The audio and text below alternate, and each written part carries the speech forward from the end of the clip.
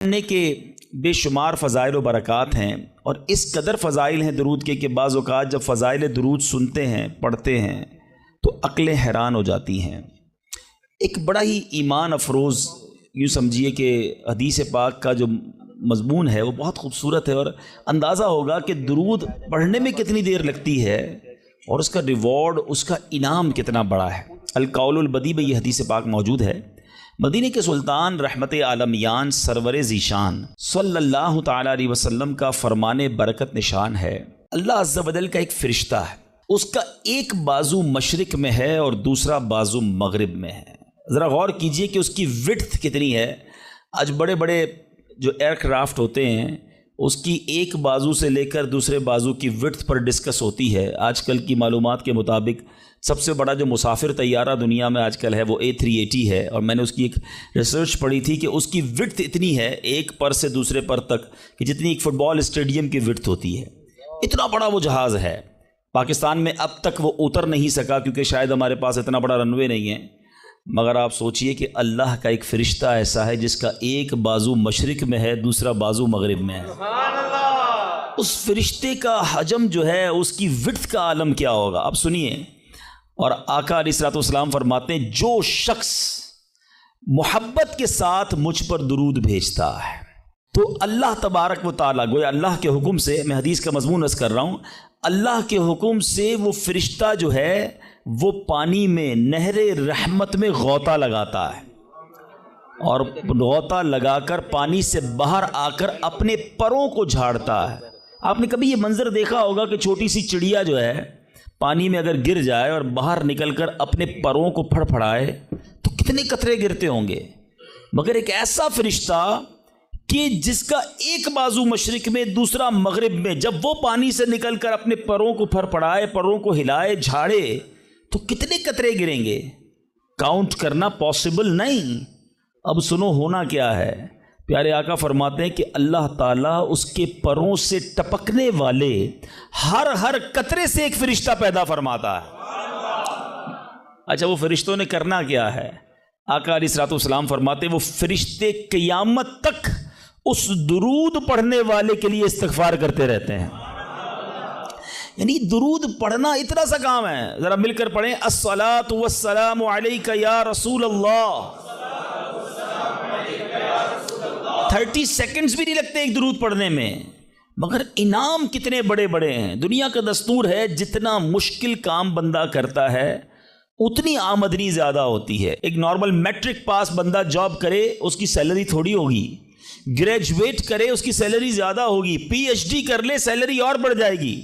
جتنا کوالیفائڈ، جتنی محنت کر کے، جتنا آگے بڑھ کے بندہ کام کرتا ہے اس کو اتنا دنیا میں انعام ملتا ہے۔ میرے رب کی رحمت دیکھو، کام تھوڑا کرتے ہیں اب رب زیادہ عطا فرماتا ہے۔ گویا اس کی رحمت جو ہے اپنے بندوں پر برسنا چاہتی ہے۔ اے میرے میٹھے اسلامی بھائیوں، میں بھی نیت کروں اور آپ بھی نیت کریں، ہم کم از کم روزانہ 1200 بار درود پاک پڑھیں گے۔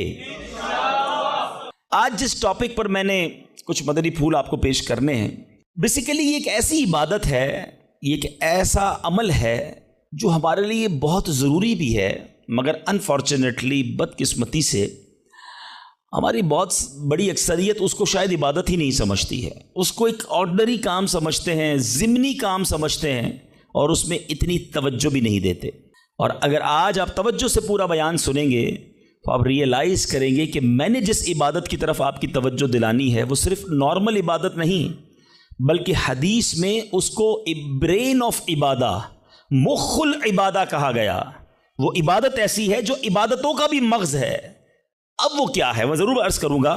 پہلے بخاری شریف کا ایک واقعہ سنانا چاہتا ہوں، اور یہاں ایک تھوڑا سا مسکنسیپشن بھی کلیئر کرنا چاہتا ہوں، غلط فہمی یا وسوسہ، کہ کچھ لوگ یہ کہتے ہیں جناب کہ دعوت اسلامی کے اجتماع میں جاتے ہیں تو بعض اوقات وہاں واقعات بڑے سنائے جاتے ہیں، اور قرآن و حدیث کی بات کم ہوتی ہے اور واقعہ بڑا سنایا جاتا ہے۔ اب میں جو واقعہ سنانے جا رہا ہوں یہ میں نے نہیں سنانا، میرے آقا علیہ الصلوۃ والسلام نے صحابہ کرام کو سنایا تھا۔ تو یہ شاید غلط فہمی ہے کہ واقعات کا قرآن و حدیث سے تعلق نہیں ہے۔ پرابلم یہ کہ نہ ہم نے قرآن پڑھا ہے نہ حدیث پڑھی ہے۔ جنہوں نے قرآن پڑھا ہے ان سے پوچھیں کہ قرآن پاک میں واقعات کتنے ہیں، قرآن پاک بھرا پڑا ہے واقعات سے. سورہ بقرہ کو بقرہ کیوں کہتے ہیں بھائی؟ یہ ایک گائے کا واقعہ ہے. بقرہ کہتے ہی گائے کو ہیں, ٹھیک ہے جناب.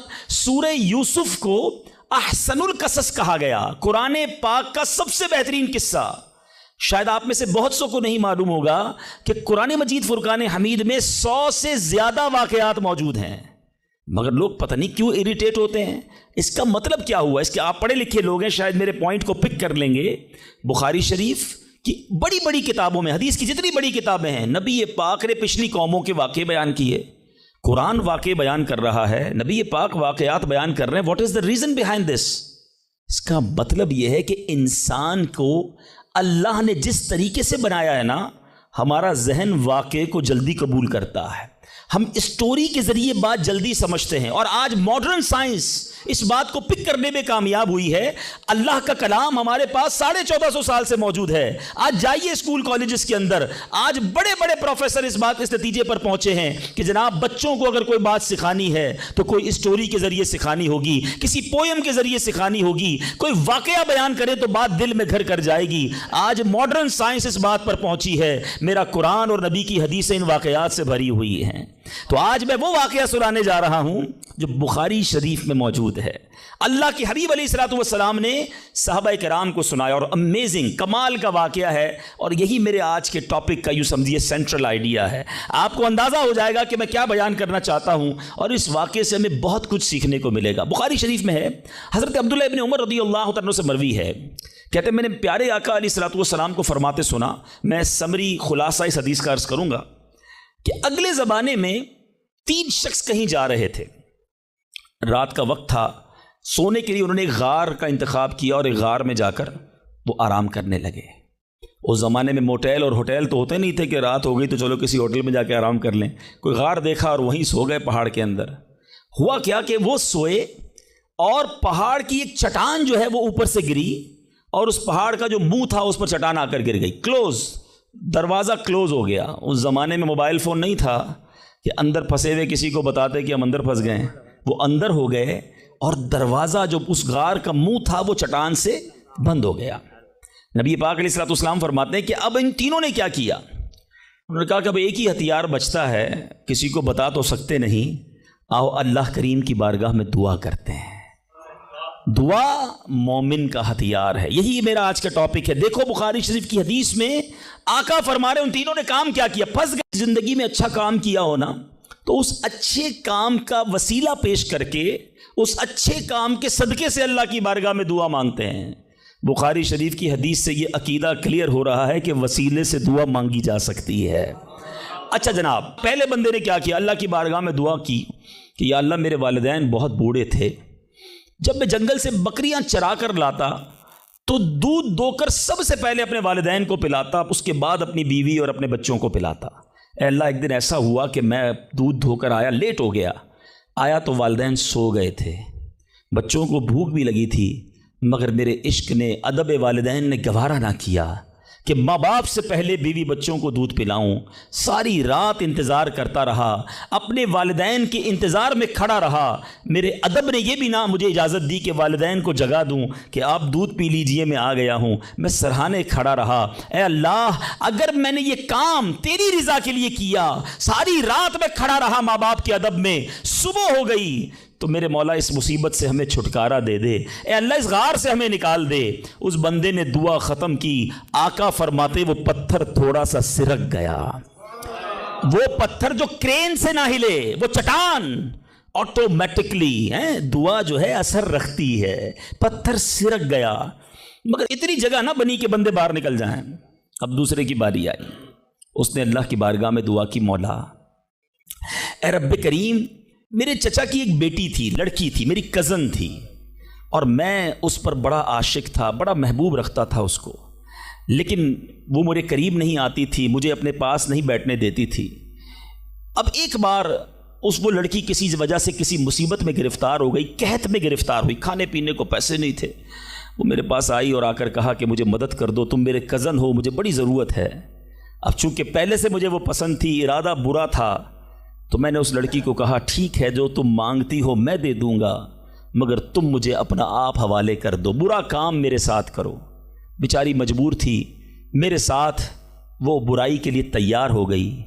या अल्लाह, जब मैं उसके साथ करीब हुआ, वो अल्लाह की बंदी मुझे कहती है कि अल्लाह से डर और नाजायज़ तौर पर ये काम ना कर, मैं तेरे लिए हलाल नहीं हूँ। जब उस औरत ने, ये लड़की ने मुझे ये बात कही, कोई और देखने वाला नहीं था, मैं अकेला था, काबू था मेरा उस औरत पर, मगर जब उस लड़की ने मुझे तेरा खौफ दिलाया, ए अल्लाह, फ़कत तेरे खौफ से मैं पीछे हट गया। ए मेरे मालिक, काम अकेले में किया था, आज फंस गया हूँ।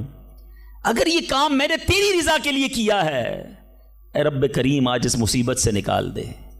वो पहाड़ थोड़ा और सिरक गए, वो चट्टान और सिरक गई। आका फरमाते, अभी भी इतनी जगह न बनी कि बंदे बाहर निकल जाएं।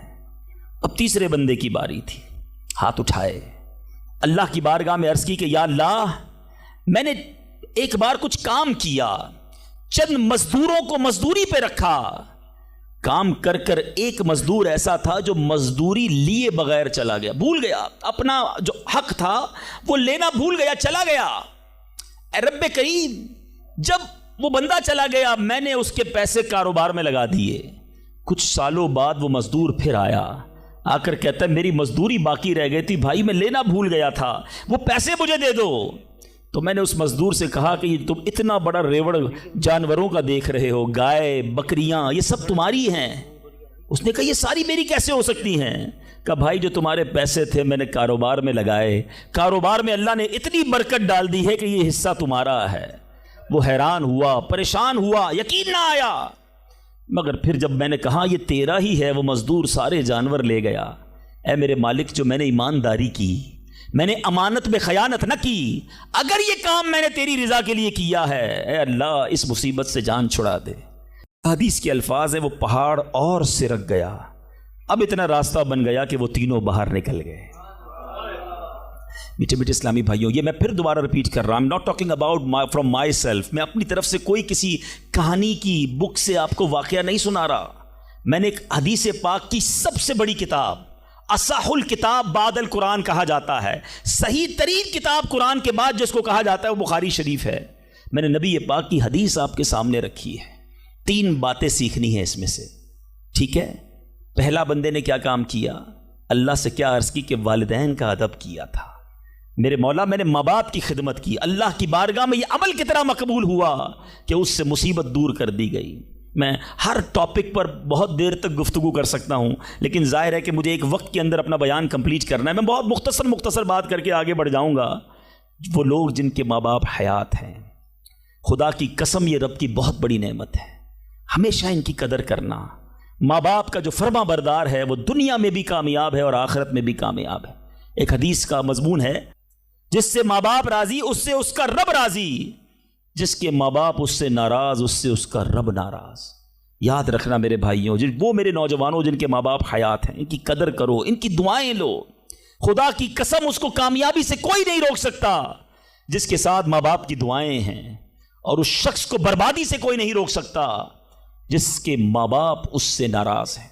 दुनिया में और बहुत सारे गुनाह हैं, हर गुनाह की सज़ा, उसका रिजल्ट, उसका अजाब जो है वो बंदे को मरने के बाद पता चलता है। मगर माँ बाप की नाफरमानी वो गुनाह है कि जिसका अजाब बंदे को दुनिया में दिखाया जाता है। जो माँ बाप का नाफरमान होता है ना, उसकी औलाद दुनिया में उसकी नाफरमान होती है। आज आप बहुत सारे इस्लामी भाई पर्चियाँ भी देते हैं, दुआएं भी करवाते हैं। मैं आपको एक मशवरा देता हूँ, इधर उधर दुआएं मत कराओ। जिसके पास माँ है ना, अपनी माँ के कदमों में बैठ जाओ। खुदा की कसम, माँ दिल से दुआ कर दे, तूफान टल जाया करते हैं। भूल गए आप कि जन्नत में मूसा का पड़ोसी बना दिया अल्लाह ने। एक कसाई को माँ ने दुआ दी थी, अल्लाह ने मूसा का जन्नत में पड़ोसी बना दिया। तो माँ बाप की अदब करें, नाफरमानी न करें।